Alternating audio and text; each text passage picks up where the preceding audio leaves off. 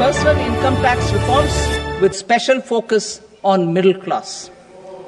Democracy, demography, and demand are the key support pillars in our journey towards Viksit Bharat. The middle class provides strength for India's growth. This government, under the leadership of Prime Minister Modi, has always believed in the admirable energy and ability of the middle class in nation building. In recognition of their contribution, केंद्रीय वित्त मंत्री निर्मला सीतारमण ने 1 फरवरी 2025 को budget पेश किया।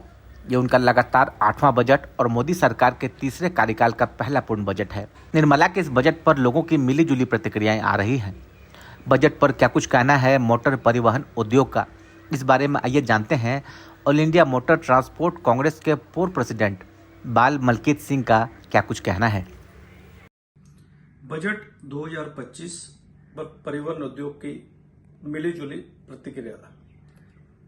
आज वित्त मंत्री निर्मला सीतारमण जी ने बजट 2025 पेश किया, जहां पर परिवहन उद्योग को इसका डायरेक्ट लाभ नहीं मिला है, लेकिन इनडायरेक्ट अगर लाभ की बात करें तो जो इनकम टैक्स की स्लैब 5 लाख से 12 लाख की गई है, जिसके ऊपर कोई टैक्स नहीं भरना पड़ेगा। काफी संख्या में हमारे जो छोटे ऑपरेटर हैं, स्मॉल रोड ट्रांसपोर्ट ऑपरेटर हैं, या हमारे व्यवसाय से जुड़े हुए कई वैसे हमारे स्टाफ हैं, मैकेनिक्स हैं, ड्राइवर्स हैं, इनको इसका लाभ मिलेगा। और जब एक व्यक्ति को बरस का लगभग 80,000 का लाभ होगा, कहीं ना कहीं वो उसका खर्च करने की क्षमता बढ़ेगी और कंजम्पशन बढ़ेगी, तो कहीं ना कहीं मैन्युफैक्चरिंग बढ़ेगी और ट्रांसपोर्टेशन में भी बढ़ोतरी आएगी।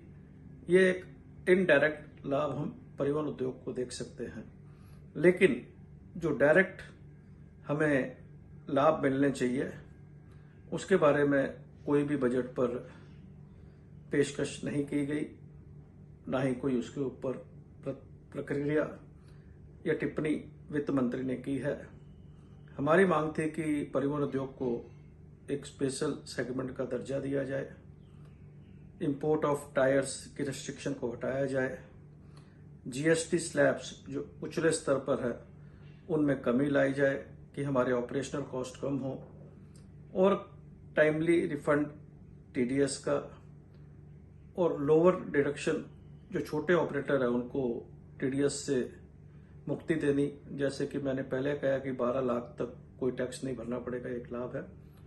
और इसके ऊपर जो परिवहन उद्योग की मिलीजुली प्रक्रिया है कि इनडायरेक्ट हमें लाभ हुआ है, लेकिन डायरेक्ट कोई लाभ हुआ नहीं है। Bal Malkit Singh, former president all India motor transport Congress.